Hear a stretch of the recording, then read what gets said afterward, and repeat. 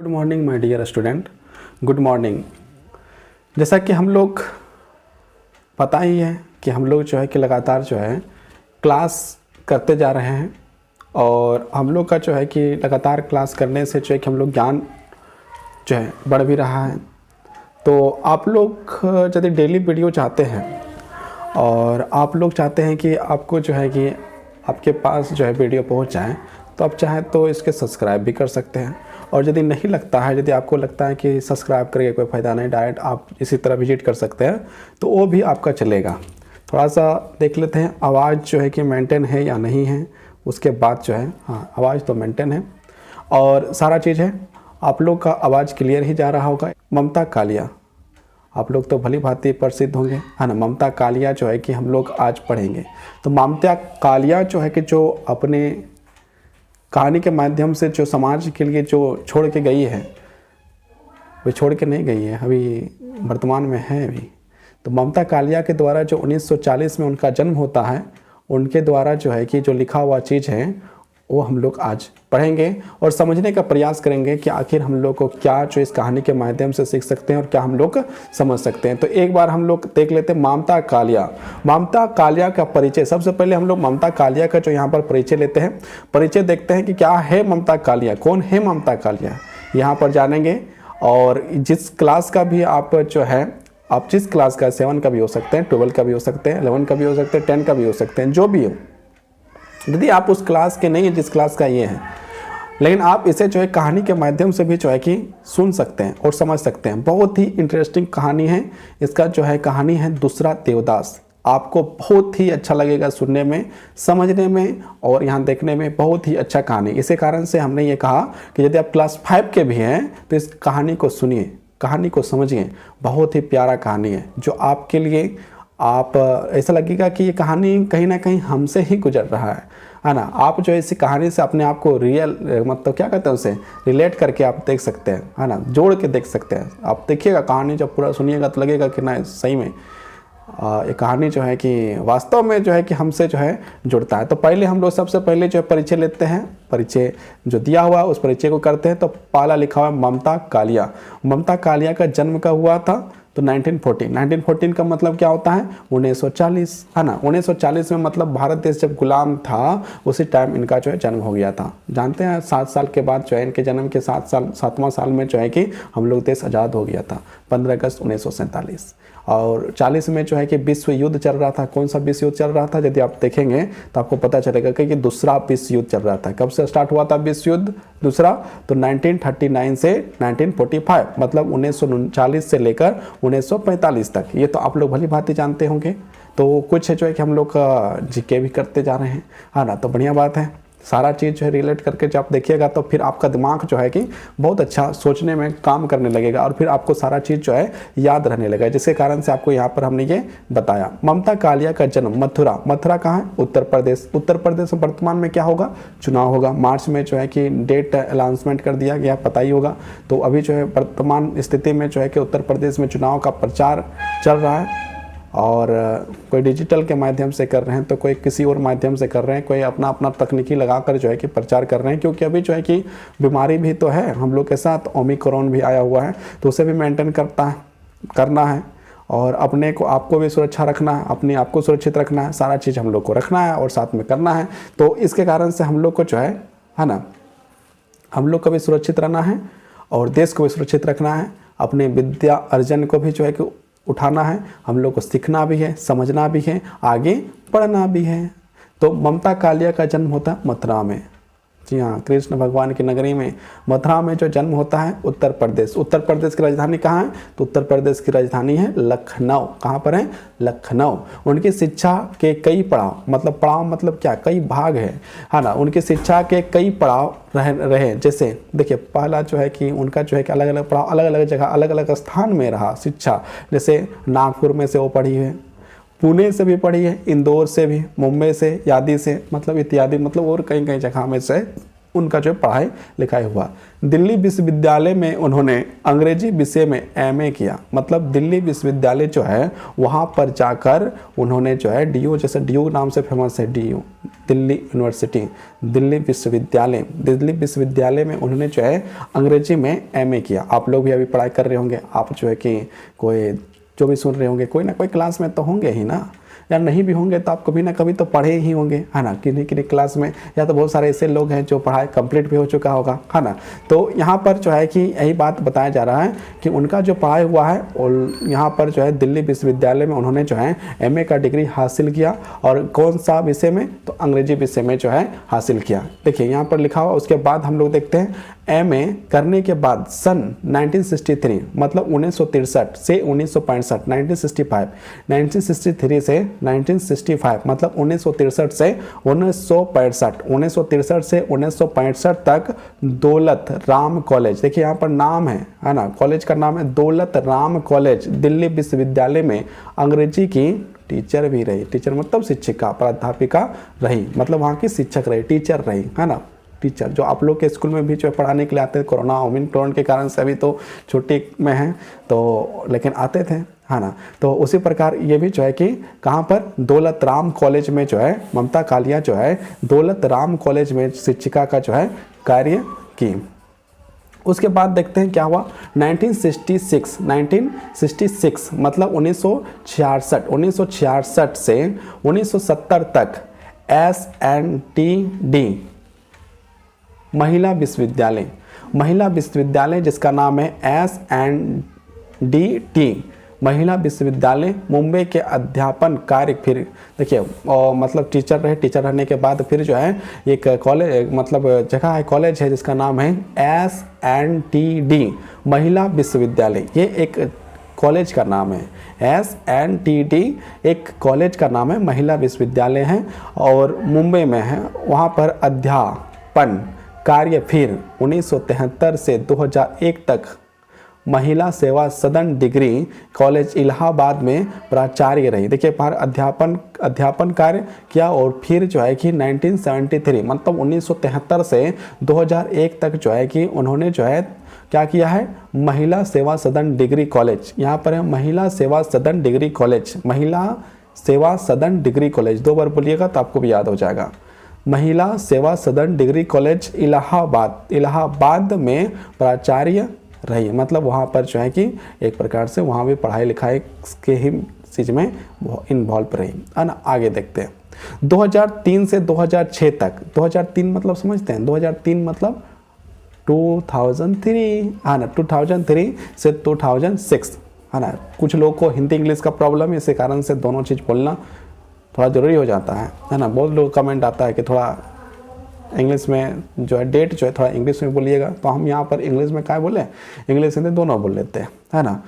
2003 से 2006 तक भारतीय भाषा परिषद कलकत्ता की निर्देशक रही। वहाँ पर जो है कि भारतीय भाषा परिषद की जो है कलकत्ता में वहाँ निर्देशक का रूप में कार्य की। वर्तमान में नई दिल्ली में रहकर स्वतंत्र लेखन कर रही है और वर्तमान समय में मतलब ये अभी का समय में यदि देखा जाए वर्तमान समय में मतलब जब किताब छप रहा था उस समय तक की यदि बात किया जाए तो वो जो है दिल्ली में रहकर स्वतंत्र लेखन मतलब कहानी लेखन या फिर कुछ लिखने का जो है कार्य कर रही है। इसमें जो है कि अभी वर्तमान यदि उस समय माना जाए तब किताब छपने के समय वर्तमान हो सके, अभी जो है कि दूसरे जगह में रहे तो वो जो है कि बात की बात है। अब देखिए इनके द्वारा जो लिखा गया है कृतियाँ, है ना, कृतियाँ क्या उनकी प्रकाशित कृतियाँ हैं बेघर। देखिए पहला कृति का नाम है बेघर, दूसरा कृति का है नरक दर नरक, दूसरा का क्या है नरक दर नरक, और तीसरा कृतिया का नाम है एक पत्नी के नोट्स, एक पत्नी एक वाइफ का नोट्स। प्रेम कहानी यहाँ पर एक और नोट्स है जिसका नाम है प्रेम कहानी। क्या नाम है, प्रेम कहानी। और उसके बाद है लड़कियाँ, उसके बाद है लड़कियाँ, इनका जो है कृतिया है उसमें से है लड़कियाँ। उसके बाद जो है दौड़ भी कृतिया है। यादी उपन्यास, ये उपन्यास जो है लिखी किसने लिखा, तो लिखने वाले जो हैं वो है ममता कालिया जी। तथा 12 कहानी संग्रह प्रकाशित है जो संपूर्ण कहानियाँ नाम से 2 खंडों में प्रकाशित हुआ। मतलब कि जो है एक किताब है जिसमें से संपूर्ण कहानियां नाम से किताब चलता है, उसमें से मतलब 12 कहानियां संग्रह करके उसमें जो लिखा हुआ है वो चीज़ 12 कहानी संग्रह प्रकाशित है, जो संपूर्ण कहानी नाम से पार्ट 1 और पार्ट 2 में चलता है। और यहाँ पर देखिए लिखा हुआ नाम से 2 खंडों में प्रकाशित हुआ, 2 भाग में जो है प्रकाशित होता है, मतलब 2 भाग में। जैसे हम लोग बाहुबली 1 चैप्टर और 2, KGF 1 और 2 देख रहे हैं, उसी प्रकार से हाल है यहाँ भी जो है 2 भागों में बांटा गया है। उसके बाद आगे देखते हैं, है ना, आगे क्या लिखा हुआ है। हाल ही में उनके 2 कहानी संग्रह और प्रकाशित हुए और साथ में जो है कि और 2 कहानी संग्रह जो प्रकाशित हुए, जैसे 25 साल की लड़की, एक कहानी संग्रह जो इसमें 25 साल की लड़की, और कॉमा देने के बाद आगे लिखते हैं कि थिएटर रोड के कौवे, थिएटर रोड के कौवे। इसमें आपको पढ़ने में बड़ी इंटरेस्ट लगेगा, समय मिलेगा तो फिर वहाँ से भी जो है कि थिएटर रोड के कौवे भी आपको जो है कि पढ़ाएंगे, और देखिएगा आप लोग जो है कि कितना मज़ा आएगा, बहुत मज़ा आता है उसको पढ़ने में, आप लोग को भी बहुत मज़ा आएगा। तो अभी फिलहाल आगे देखते हैं, है ना, इसके बाद तो फिर थिएटर रोड के कौवे भी पढ़ेंगे। चलिए आगे देखते हैं। कथा साहित्य में उल्लेखनीय योगदान के लिए उत्तर प्रदेश हिंदी संस्थान से साहित्य भूषण 2004 में, देखिए 2004 में जो है कि साहित्य भूषण मिला, तथा वहीं से कहानी सम्मान 1989 में प्राप्त हुआ। उनके शंकर साहित्य पर अभिनव भारती कलकत्ता में रचना पुरस्कार भी दिया गया। ये इनको जो पुरस्कार मिले वो सारे चीज़ हैं। इसके अतिरिक्त उन्हें सरस्वती प्रेस तथा साप्ताहिक हिंदुस्तान का श्रेष्ठ कहानी पुरस्कार भी प्राप्त है। ये सारे पुरस्कार जो ममता कालिया जी को मिला हुआ है। ममता कालिया शब्दों की पारखी, मतलब शब्द चयन करने की प्रक्रिया इनके पास था, बहुत ही इंपॉर्टेंट है शब्द चयन करने की प्रक्रिया। जिसके पास शब्द चयन करने की प्रक्रिया हो उसके पास बहुत कुछ है, समझिए। जो शब्द चयन कर सकता है वो बहुत कुछ कर सकता है। ममता कालिया शब्दों के पारखी हैं। उनका भाषा ज्ञान अत्यंत उच्च कोटि का है। जो उनका भाषा ज्ञान है बहुत ही उच्च कोटि का है। साधारण शब्दों में भी अपने प्रयोग से जादुई मतलब मैजिक प्रभाव उत्पन्न कर देती है। विषय के अनुरूप सहज भाव व्यक्ति उनकी खासियत है। व्यंग मतलब कटाक्ष करके हम लोग जो है कि डायरेक्टली बोल देते हैं बहुतों को, है ना। व्यंग की सटीकता एवं सजीवता में भाषा में एक अनोखा प्रभाव उत्पन्न हो जाता है। अभिव्यक्ति की सरलता एवं सुबोधता उसे विशेष रूप में मर्मस्पृश बना देते हैं। यहाँ पर जो है इनके बारे में लिखा हुआ था। अब यहाँ पर हम लोग देखते हैं पाठ्य पुस्तक पर लिखी हुई कहानियाँ जो हम लोग को अभी पढ़ेंगे वो पढ़ना है दूसरा देवदास। क्या पढ़ना है? दूसरा देवदास। पाठ्य पुस्तक में संकलित दूसरा देवदास कहानी पर हर की पौड़ी हरिद्वार के प्रवेश को केंद्र में रखकर युवा मन की संवेदना, मतलब युवा क्या सोचता है, क्या चलता है उसके दिमाग में, उसको रखते हुए जो यहाँ पर कहानी को लिखा गया है। भावना और विचार जगत की उथल पुथल, मतलब अंदर में जो चलता है युवा के मन में, जैसे आप लोग के मन में भी उथल पुथल चलता होगा, आप लोग भी तो युवा हो ही गए हैं, तो आप लोग के भी मन में चलता होगा, उसी के बारे में यहाँ पर आपके मन में क्या चलता है ना। तो उसमें जो है कि हम लोग हर की पौड़ी है दूसरा देवदास में एक जगह का स्थान का नाम होता है जिसका नाम है हर की पौड़ी। विचारगत उथल पुथल को आर्षक भाषा शैली में प्रस्तुत की है। यह कहानी युवा हृदय में पहली आकस्मिक मुलाकात की हलचल कल्पना और रूपांतरित का उदाहरण है। दूसरा देवदास कहानी में लेखिका मतलब ममता कालिया ने इस तरह घटनाओं का संयोजन किया है कि अनजाने में प्रेम का प्रथम अनुकरण पर संभव और पारों के हृदय में बड़ी अजीब परिस्थितियां उत्पन्न होती है। तो यहाँ पर जो पारों और देवदास के बारे में जो है कहानियाँ जो है कि आप पढ़ेंगे और उनके दिल में उनके हृदय में क्या चलता है ये आप जो है कि समझिएगा, प्रदान करते हैं, जिससे यह सिद्ध होता है कि प्रेम के लिए किसी भी निश्चित व्यक्ति, समय और स्थिति का होना आवश्यक नहीं। यदि किसी को प्रेम होता है तो प्रेम करने के लिए प्रेम की कोई जगह निश्चित नहीं होता है। किसी से आपको कोई जाति, कास्ट, धर्म ये सारे जो है कि निश्चित नहीं होता, मतलब कहीं भी किसी से कभी भी हो सकता है। इसलिए यहाँ पर कहानी जो है कि आपको यहाँ पर पास पुस्तक यही बात को जो है कि बता जा रहा है कि कहीं भी हो सकता है भाई, इसलिए संभल के रहना, पढ़ाई लिखाई बढ़िया से करो। कहानी के माध्यम से लेखिका ने प्रेम को बंधाई फिल्मों की परपाटी से अलग हटाकर उसे पवित्र और अस्थायी स्वरूप प्रदान किया है। कथ्य, विषय वस्तु, भाषा और शिल्प की दृष्टि से कहानी बेजोड़ है। मतलब इसमें बहुत ज़्यादा दम है, इसमें जो है बहुत ज़्यादा दम है, इसलिए तो बोल रहे हैं कहानी में बहुत ज़्यादा इंटरेस्ट है। आप इसे पढ़िएगा तो आपको जो है कि बहुत ही ज़्यादा अच्छा लगेगा। यहाँ पर देखिए चैप्टर का नाम लिखा हुआ है दूसरा देवदास। चैप्टर का नाम है दूसरा देवदास, है ना। थोड़ा सा कैमरा ठीक कर लेते हैं, है ना। थोड़ा चलिए ऐसा ही कैमरा ठीक है, आपको तो पढ़ना है ना। चेहरा दिखे या ना दिखे वो भी तो चलेगा। दूसरा देवदास, इस कहानी का नाम है दूसरा देवदास। आप दो यहाँ पर मूवी देखे होंगे, है ना। दूसरा देवदास मतलब एक देवदास जो है कि नाम का जो है शाहरुख खान का जो मूवी है वो भी आप देखे ही होंगे, है ना। तो यहाँ पर जो है कि देवदास नहीं है, यहाँ पर दूसरा देवदास है ना। तो यहाँ पर देखते हैं देवदास का क्या कहानी है ना, और क्या होता है ये भी देखना इंटरेस्ट होगा। पूरा कहानी हम लोग कंप्लीट करने के आज कोशिश करेंगे कि पूरा चैप्टर कंप्लीट हो जाए। पूरा चैप्टर कंप्लीट करने का हम लोग जो है प्रयास करेंगे। तो देखते हैं, हर की पौड़ी पर सांझ, सांझ मतलब संध्या, संध्या मतलब क्या, इवनिंग टाइम।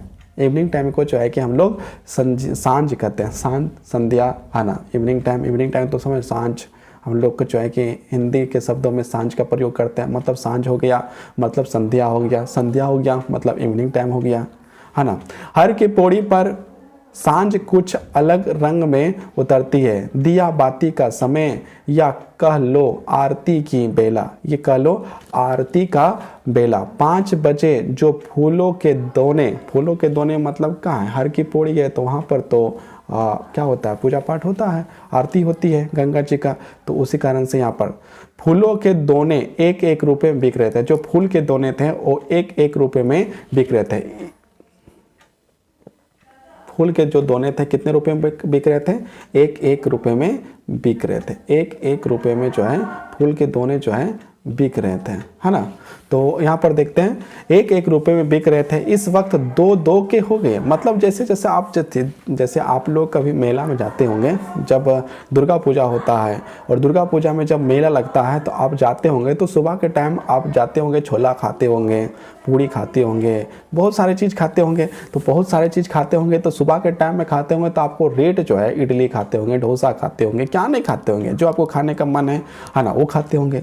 और वही शाम के टाइम जाइए तो आपको पता चलता है कि उसका रेट जो है सुबह था 20 रुपया, तो शाम के टाइम में जो है ये 40 भी हो जाता है, 30 भी हो जाता है। मतलब दाम बढ़ जाता है। मतलब क्या है कि जब संख्या बढ़ जाता है और सामान कम होती है, हम लोग इकोनॉमिक्स भी पढ़ते हैं, है ना। तो मेला के समय भी आप लोग देखते होंगे कि सुबह के टाइम में जो बैलून जो है कि 2 रुपया मिल रहा था, वही आप शाम के टाइम में लीजिएगा तो 10 रुपया हो चुका है। मतलब क्या है कि रात के टाइम उसका दाम जो है 2 गुना, 3 गुना, कभी कभी 4 गुना, 5 गुना भी जो है बढ़ा दिया जाता है। और लोग जो है कि घूमने के लिए गए हैं, पैसा लेके गए हैं तो खूब खर्चा करते हैं, खूब इंजॉय करते हैं, खूब जो है कि इंजॉय करने के बाद, लेकिन थोड़ा इंजॉय करने के लिए पैसा तो लग ही जाता है। तो इसी प्रकार यहाँ पर जो है कि धीरे धीरे संध्या वेला हो रहा था। उससे पहले जो 1-1 रुपये में दोने बिक रहे थे। दोना मतलब प्लेट की तरह, जो आप लोग कभी समोसा खाए होंगे ठेला वेला में तो वहाँ पर को दोना दिया होगा। लेकिन जो पूजा जहाँ होता है वहाँ पर भी जो दोना फूल से सजा हुआ, जैसे हम लोग थाली है, थाली से आरती करते हैं, वही थाली से हम लोग खाना भी खाते हैं। तो जगह अलग है, स्थान अलग है, तो उसका काम भी अलग अलग हो जाता है। तो वहाँ पर जो है कि जो दोना है उसमें फूल से सजा हुआ, उसका जो 1-1 रुपया में बिक रहा था। लेकिन धीरे धीरे जब संध्या बेला होने लगी तब उस समय जो है 2-2 रुपया में बिकने लगा। इस वक्त 2-2 के हो गए। मतलब क्या 1 रुपया में था लेकिन अब डबल हो गया, 2-2 रुपया हो गया। भक्तों को इससे कोई शिकायत नहीं है। जो भक्त वहाँ के थे ना, जितने भी भक्त हैं, उसे किसी प्रकार का कोई शिकायत नहीं कि आप 2 रुपया क्यों ले रहे हैं। आराम से जो है कि 2 रुपया दे के दोना ले रहे थे। भक्तों को इससे कोई शिकायत नहीं। इतनी बड़ी बड़ी देखिए बात लिखा हुआ है, इतनी बड़ी बड़ी मनोकामना। अभी हम लोग कहीं जाते हैं तो ईश्वर के पास जब जाते हैं, भगवान के पास जाते हैं, तो हम लोग क्या प्रार्थना करते हैं, मंदिर जाते हैं तो हम लोग प्रार्थना करते हैं। इच्छाएं जो हैं, हम लोग अपनी इच्छाओं को पूरा करने के लिए, इच्छा है, मनोकामना मतलब क्या, एक प्रकार इच्छा है। किसी को जो है कि कलेक्टर बनना है, किसी को इंजीनियर बनना है, किसी को डॉक्टर बनना है, किसी को शादी करना है, किसी को बेटा चाहिए, किसी को बेटी चाहिए, किसी को क्या चाहिए, ये सारा चीज़ मनोकामना लेकर वो सारे लोग जो है पहुँचते हैं। इसलिए 1 रुपया और 2 रुपया में अंतर क्या, दोनों में भक्तों को कोई कष्ट ही नहीं हुआ कि 2 रुपया में लो चाहे 1 रुपया में लो, किसी प्रकार का कष्ट नहीं हुआ। और जो है लोग बड़ी बड़ी मनोकामना, मतलब मनोकामना बड़ी बड़ी इच्छाएं लेकर आए थे। 1-2 रुपये का मुंह थोड़े ही देखना है। यहाँ पर लिखा है कि बड़ी बड़ी मनोकामना के लिए जब आए हैं तो 1-2 रुपया क्या देखेंगे।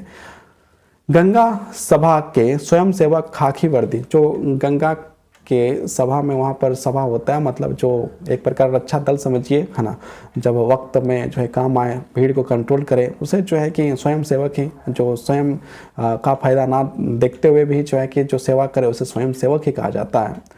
गंगा सभा के स्वयं सेवक खाकी वर्दी में मुसद्दी से घूम रहे थे, मतलब घूम रहे थे, वे सबको सीढ़ियों पर बैठने की प्रार्थना कर रहे थे और सारे लोगों के पास जाकर ये बोल रहे थे कि आप कृपया करके आप जो है जो गंगा की जो सीढ़ी है, जो नदी के सामने जो सीढ़ी है उसमें बैठ जाइए। वो जो है कि हाथ जोड़कर प्रार्थना कर रहे थे, सीढ़ियों पर बैठने की प्रार्थना कर रहे थे। शांत होकर बैठिए, मतलब शोर शराबा तो होता ही है, भीड़ में जब शोर शराबा होता है तो लोग तो मतलब कि एक प्रकार से बोला गया कि आप लोग शांत होकर बैठिए, आरती शुरू होने वाली है। वो सब लोग को यही बताया जा रहा था कि देखिए आरती शुरू होने वाली है, आप लोग शांतिपूर्वक बैठ जाइए, शांतिपूर्वक बैठ जाइए, शांत होकर बैठिए, आरती शुरू होने वाली है। कुछ भक्तों ने स्पेशल आरती बोल रखी थी, कुछ भक्तों ने जो है कुछ स्पेशल आरती जो है बोल के रखी थी। सोशल नहीं, यहाँ पर स्पेशल है। स्पेशल आरती यानी 101 रुपये और 51 रुपये वाली, मतलब 101 रुपये वाली या 51 रुपये वाली जो स्पेशल आरती थी। गंगा तट पर हर छोटे बड़े मंदिर पर लिखा है गंगा जी का प्राचीन मंदिर। गंगा जी जितने भी मंदिर थे उसमें लिखा था गंगा जी का प्राचीन मंदिर। पंडितगण आरती के इंतजाम में व्यस्त थे। पीतल की नीलांजलि में सहर्ष बत्तियों की घी में भिगो कर रखी हुई है, तो मतलब आरती जलाने के लिए जो है घी का इस्तेमाल किया जाता है। और सबने देसी घी के डब्बे अपनी ईमानदारी के प्रतीक स्वरूप सजा रखे थे। सारे लोग जो है कि ईमानदारी पूर्वक जो है देसी घी जो है उसको जो सजा कर रखे थे। गंगा की मूर्ति के साथ साथ चामुंडा, बाला कृष्ण, राधा कृष्णन, हनुमान जी, सीताराम की मूर्तियाँ की श्रृंगार पूर्ण स्थापना है। मतलब यहाँ पर जो है कि आपको एक मूर्ति सिर्फ गंगा मैया की ही नहीं, आपको वहाँ पर जो है बाल कृष्ण मतलब बाला कृष्ण नहीं, बाल कृष्ण है। तो बाल कृष्ण मतलब क्या, छोटे बच्चे का जो रूप है, जब कृष्ण भगवान जब छोटे हुए करते थे। वो राधा कृष्ण मतलब राधा जी और कृष्णा जी का जो है कि मूर्ति था। हनुमान जी मतलब हनुमान जी ऐसे कौन सा स्थान है जहाँ हनुमान जी नहीं, हर स्थान में हनुमान जी हैं। और सीताराम जी मतलब भगवान श्री राम और माता सीता जी की मूर्ति भी वहाँ पर थी।